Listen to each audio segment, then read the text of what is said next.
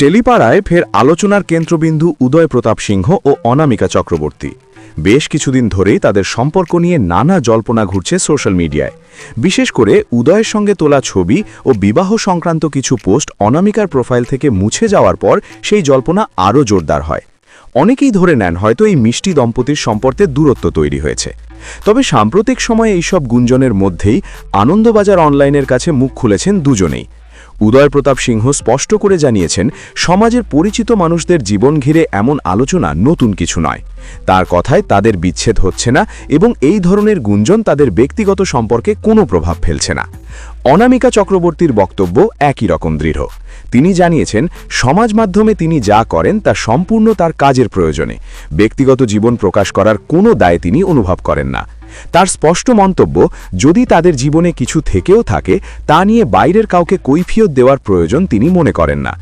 আজকের সময় মানুষ অনেক সময় যাচাই না করেই নানা কথা লিখে দেয়, কথাও মনে করিয়ে দিয়েছেন তিনি।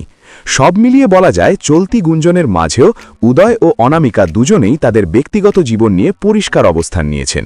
আপাতত তারা জল্পনাকে গুরুত্ব না দিয়ে নিজেদের কাজ ও ব্যক্তিগত পরিসরকেই অগ্রাধিকার দিচ্ছেন।